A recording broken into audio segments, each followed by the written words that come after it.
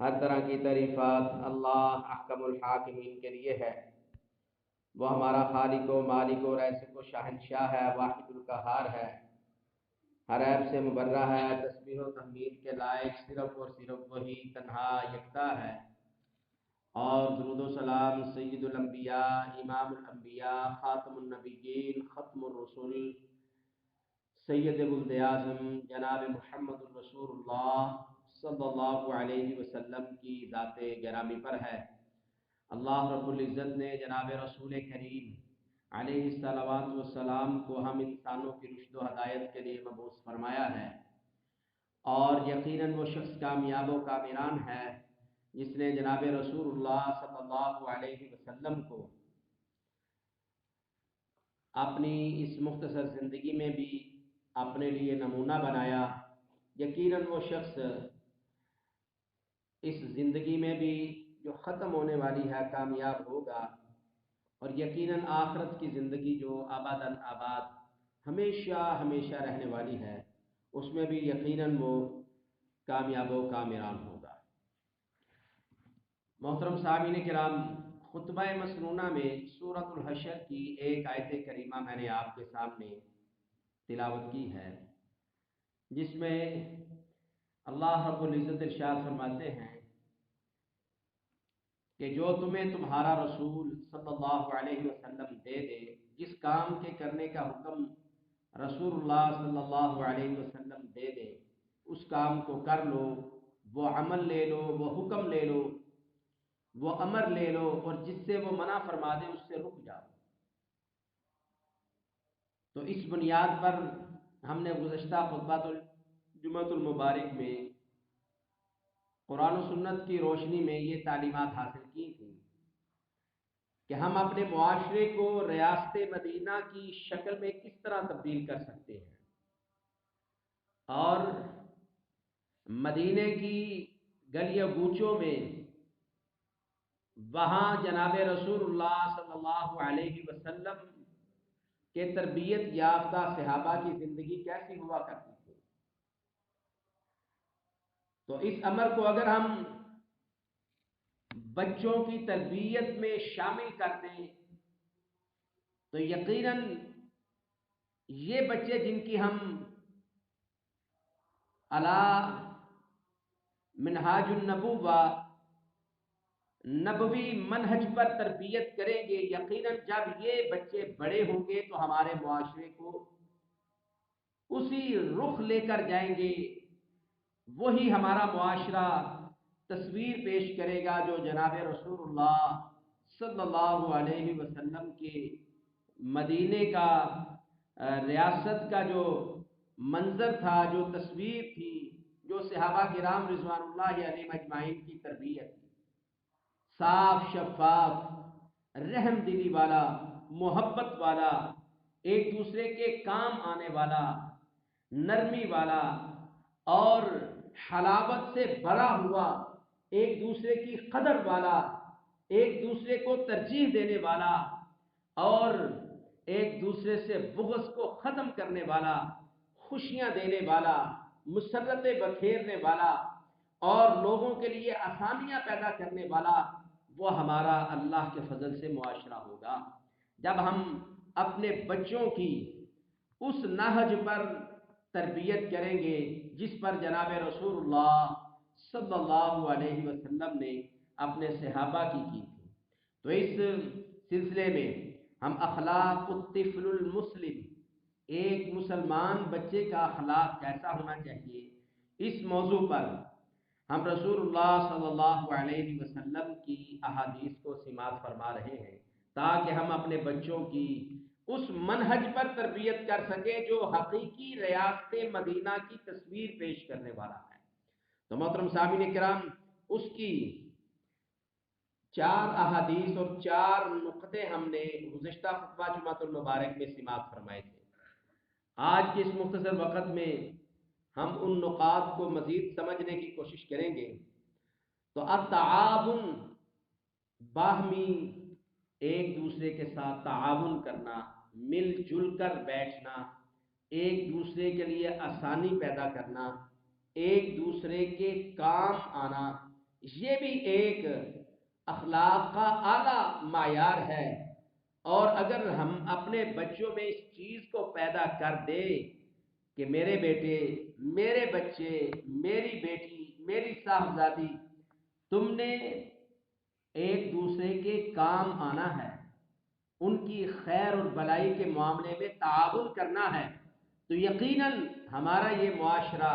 جب ایسے بچے بڑے ہوں گے تو حقیقی ریاست مدینہ کی شکل اور تصویر کو پیش کرنے والے ہوں گے۔ تو التعاون، ایک دوسرے سے تعاون کرنا۔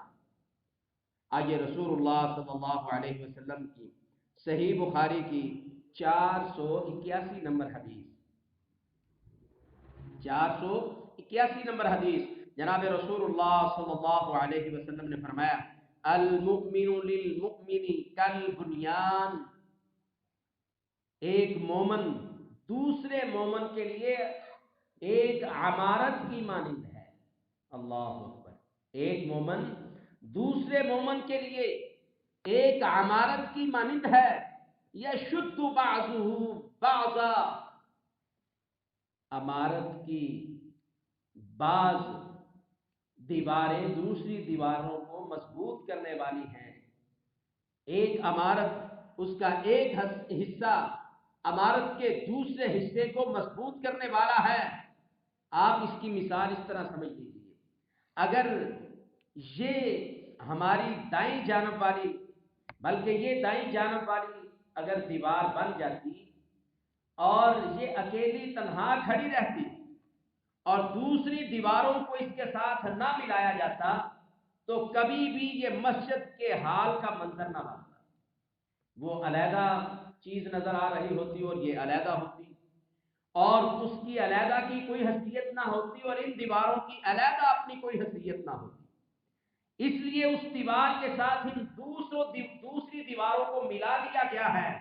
پھر اس پر ایک چھت کو، وزن کو ڈالا گیا ہے تاکہ اس کی چاروں اطراف سے جتنی بھی بنیادیں ہیں، جتنی بھی دیواریں ہیں،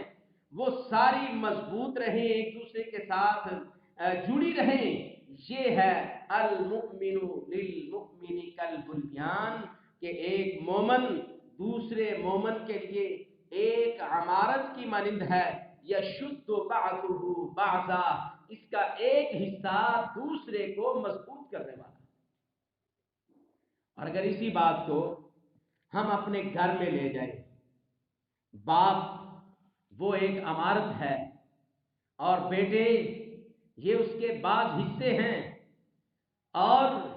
اگر بیٹے اپنے باپ کے ساتھ مل کر معاملات کو درست کریں گے، بیٹے باپ کا تعاون کریں گے اور باپ ان بیٹوں کو ساتھ ملا کر جوڑ کر رکھے گا تو ایک مضبوط بنیاد ہوگی عمارت کی۔ اللہ اکبر۔ ایسے ہی والدہ ہے، گھر کی بیٹیاں ہیں، بہنیں ہیں، بھائی ہیں، اگر سب ایک دوسرے کے ساتھ تعاون کریں گے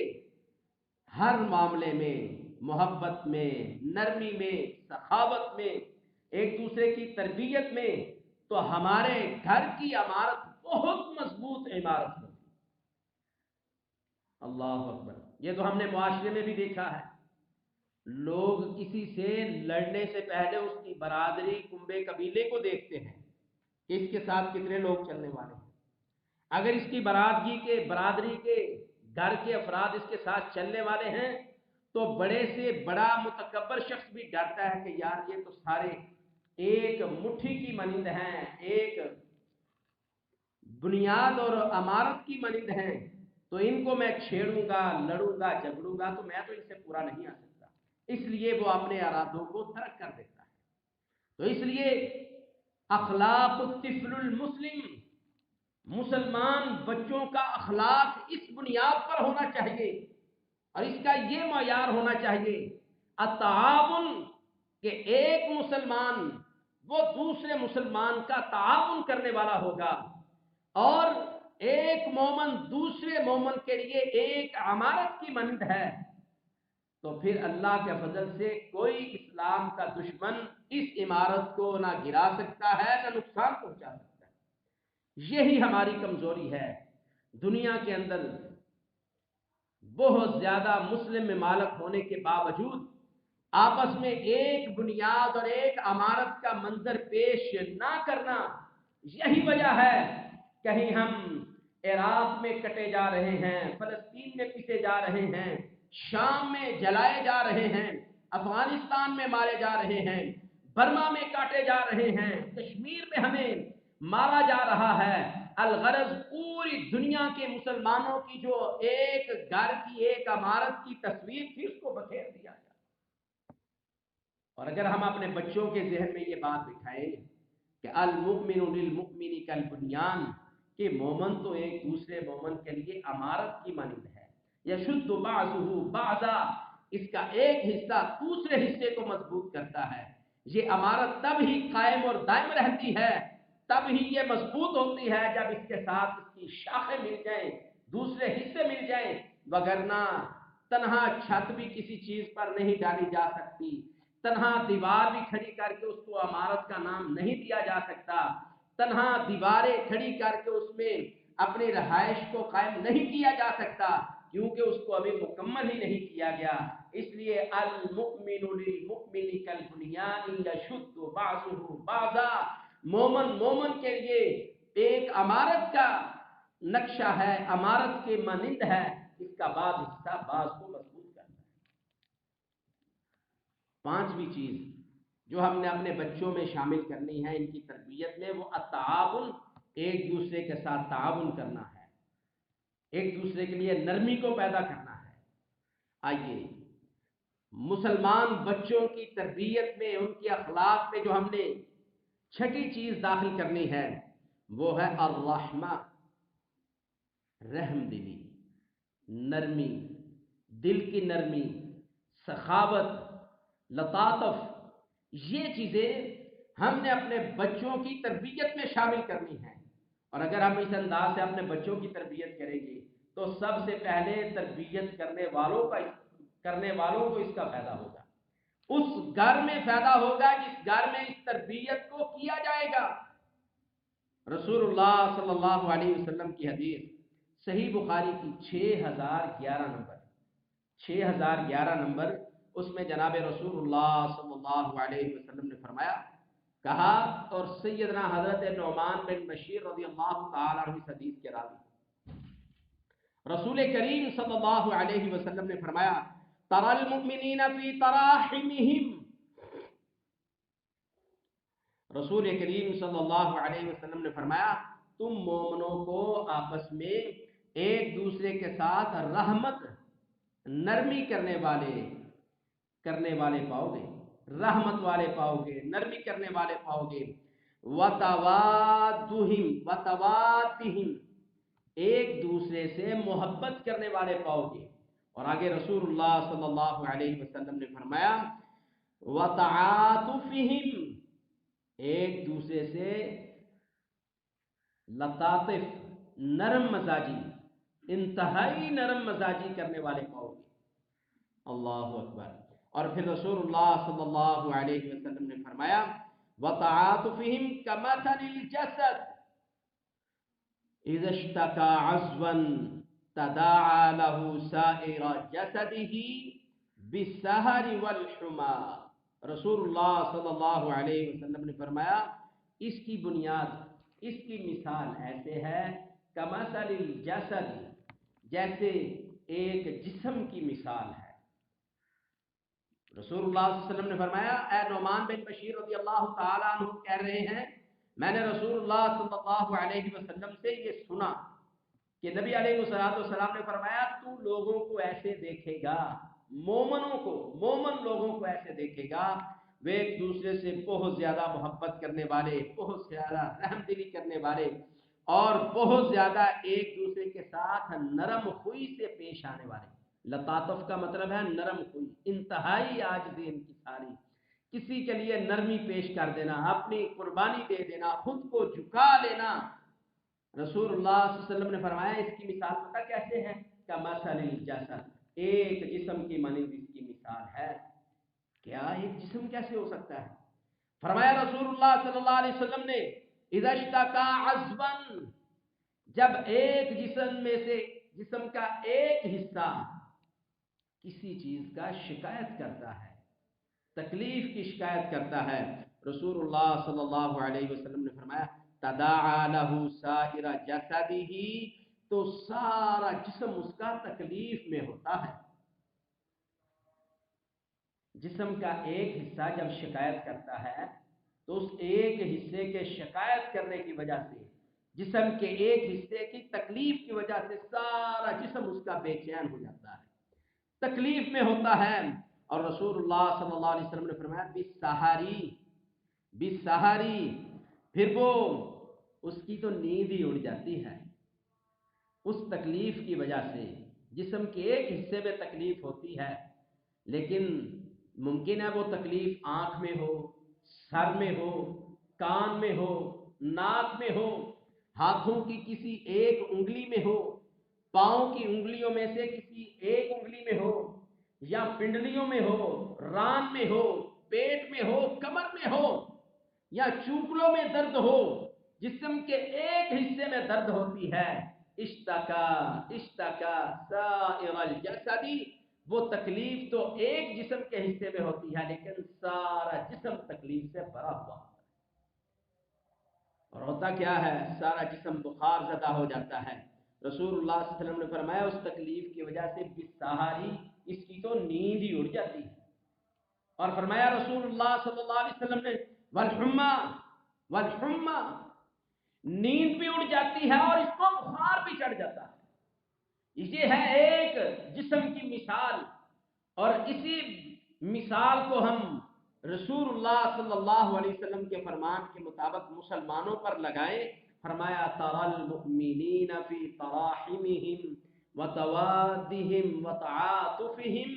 اے نعمان بن ثابت رضی اللہ تعالیٰ عنہ، آپ دیکھیں گے کہ مومن مسلمان ایک دوسرے کے ساتھ بہت زیادہ محبت کرنے والے ہوں گے، بہت زیادہ رحم دلی سے پیش آنے والے ہوں گے، بہت زیادہ نرمی کرنے والے ہوں گے۔ ان کی مثال تو ایک جسم کی مانند ہے۔ یہ بھی حدیث رسول اللہ صلی اللہ علیہ وسلم کی جو بخاری کی پہلے میں نے 5 نمبر پر حدیث بیان کی ہے اس کے ساتھ ملنے جلنے والی ہے۔ وہاں بھی رسول اللہ صلی اللہ علیہ وسلم نے تعاون کی بات کی ہے کہ مومن ایسا ہے کہ اس کی عمارت دوسرے مومنوں سے مل کر مضبوط ہوتی ہے، اور یہاں فرمایا مومن کی مثال ایسے ہے جیسے ایک جسم کی مانند ہے۔ اور اگر یہی ہماری بچوں کی تربیت ہو، پھر گھر میں کتنا امن اور سکون ہوگا، پھر گھر سے باہر کتنا امن اور سکون ہوگا، ہماری ریاست میں کتنا امن اور سکون ہوگا، اور پھر یہ ریاست اسی درد کو اسی جسم کی مانند اپنے دوسرے حصوں کی تکلیف کو محسوس کرے گی تو پوری دنیا کے مسلمانوں کی تکلیف کو محسوس کر کے ان کے ساتھ محبت کو بانٹے گی، رحم دلی کے ساتھ ان کے ساتھ پیش آئے گی، نرمی ان کے لیے پیش کرے گی، تو پھر پوری مسلمان امت کی عمارت ایک جسم کی مانند ہو جائے گی۔ یہ تھی ریاست مدینہ کی حقیقی تصویر، اور اس تصویر کو، اس عمل کو ہم نے اپنے بچوں میں شامل کرنا ہے۔ مسلمان بچوں کا اخلاق جب اعلیٰ اور معیاری ہوگا تو پھر یہ ساری چیزیں انشاءاللہ العزیز ان کے اندر پیدا ہو جائیں گی۔ تو ہم نے اپنے بچوں کی تربیت اس انداز سے کرنی ہے، الرحمہ، کہ مومن تو ایسا ہے جو رحم دل ہے، رحمت کرنے والا ہے، وہ تو آسانیاں پیدا کرنے والا ہے۔ ایسے ہی 7ویں نمبر پر مسلمان بچوں کا اخلاق کیسا ہونا چاہیے، 7 نمبر پر ہم آج اس مجلس میں رسول اللہ صلی اللہ علیہ وسلم کی حدیث پڑھیں گے۔ یہ صحیح بخاری کی 6114 نمبر پر ہے۔ رسول اللہ صلی اللہ علیہ وسلم نے فرمایا لیس الشدید بالسرعہ انما الشدید الذی یملک نفسہ عند الغضب۔ مسلمان بچوں کا اخلاق کیسا ہونا چاہیے، العفو والصفح، نرمی کرنے والے اور انصاف کرنے والے، نرمی کرنے والے، ایک دوسرے کے لیے آسانیاں پیدا کرنے والے۔ رسول اللہ صلی اللہ علیہ وسلم نے فرمایا لیس الشدید بالسرعہ، کہا تم میں سے پہلوان وہ نہیں ہے جو طاقتور ہے، تم میں طاقتور وہ نہیں ہے جس کے پاس سارے اسباب موجود ہیں لڑنے کے، بدلہ لینے کے، انتقام لینے کے۔ کہا لیس الشدید بالسرعہ، تم میں پہلوان وہ نہیں ہے جو طاقتور ہے، اسباب رکھنے والا ہے، انتقام لینے والا ہے۔ فرمایا انما الشدید الذی یملک نفسہ عند الغضب، تم میں پہلوان حقیقت میں وہ ہے، طاقتور شخص وہ ہے جب اس کو غصہ آئے تو وہ اپنے غصے پر کنٹرول کر لے۔ اللہ اکبر۔ اگر ہم اس مسلمان کے بچے کے اندر، مسلمانوں کے بچوں میں اس اخلاق کے اعلیٰ معیار کو پیدا کر دیتے ہیں تو ہماری گلی محلوں کی، گھروں کی ساری لڑائیاں جھگڑے ہی ختم ہو جاتے ہیں۔ امن کی تصویر ہوں گے ہمارے گھر اور ہماری گلی محلیاں، ہمارے گلی محلے امن کی تصویر پیش کریں گے، اور یہی امن بڑھے گا تو ہمارے ملک اور ریاست میں امن ہوگا۔ اور اگر تربیت گھر میں کی جائے، لیکن ہمارے ہاں تربیت کا نظام ہی الٹ ہے۔ اگر ہمارے بچے کو کسی نے مار دیا گھر میں ہی، چونکہ عموماً پاکستان کے اندر جوائنٹ فیملی سسٹم ہے، ایک ایک گھر کی زندگی ہے، ایک ایک کمرے کی زندگی ہے۔ اللہ اکبر۔ اب بچے بھی وہاں ہوں گے، بچے آپس میں لڑیں گے، جھگڑیں گے، بچے ہیں وہ تو دوبارہ مل ہی جائیں گے، لیکن ان کی وجہ سے بڑوں کی جو لڑائیاں ہوتی ہیں وہ گھروں کی ایک عمارت کو بکھیر کر رکھ دیتی ہیں، گھروں کے امن کو برباد کر دیتی ہیں۔ اور اگر ہم اپنے بچوں کی یہ تربیت کریں کہ میرے بیٹے، طاقتور وہ نہیں ہے جو بدلہ لیتا ہے، پہلوان وہ نہیں ہے جو غصے والا ہے، پہلوان وہ نہیں ہے جو دوسرے کو بکھیر دے، پہلوان وہ نہیں ہے جو دوسرے کو گرا دے، بلکہ طاقتور اور پہلوان وہ شخص ہے جو غصے کے وقت اپنے ہی غصے کو پی جائے۔ اللہ اکبر۔ تو پھر بڑوں کو کتنا سکون ملے، کتنا امن ہو، کتنے ہمارے گھروں میں امن اور آسانیاں والے معاملات ہوں۔ تو محترم سامعین کرام، مسلمان بچوں کے اخلاق میں اس چیز کو بھی پیدا کرنا ہے۔ الحمدللہ ہم مسلمان ہیں اور اللہ تعالیٰ پر ایمان رکھنے والے ہیں، اللہ کے مومن بندے بننے والے ہیں۔ ہمیں چاہیے کہ ہم اپنے بچوں میں ان اخلاق کی اعلیٰ چیزوں کو پیدا کریں، وہ دوسروں کے ساتھ درگزری کرنے کے معاملات کو بخوبی جانتے ہوں، وہ دوسروں کے ساتھ تعاون کرنے کے معاملات کو بخوبی جانتے ہوں، وہ دوسرے کے ساتھ رحم دلی سے پیش آنے کے معاملات کو بخوبی جانتے ہوں، تو انشاءاللہ ہمارا گھر امن والا ہوگا، ہماری گلی اور محلہ امن والا ہوگا، ہماری ریاست یہ حقیقی ریاست مدینہ کی تصویر پیش کرنے والی ہوگی۔ نام نہاد ریاست مدینہ کا نعرہ نہیں ہوگا، بلکہ عمل والی ریاست مدینہ ہوگی، کیونکہ جناب رسول اللہ صلی اللہ علیہ وسلم کے مدینے کی تصویر یہی تھی، ایک دوسرے کے لیے نرمی کرنا، ایک دوسرے کے لیے آسانی پیدا کرنا۔ اللہ تعالیٰ سے دعا ہے اللہ تعالیٰ مجھے اور آپ کو ان اخلاقی اعلیٰ باتوں کو اپنے بچوں میں پیدا کرنے کی توفیق عطا فرمائے، اور اس پر ہمیں خود بھی عمل کرنے کی توفیق عطا فرمائے۔ اے میرے مالک، ہمیں زندہ رکھ دین پر، دین اسلام پر، موت تو شہادت جیسی عظیم موت عطا فرما۔ وما علیہ الا البلاغ۔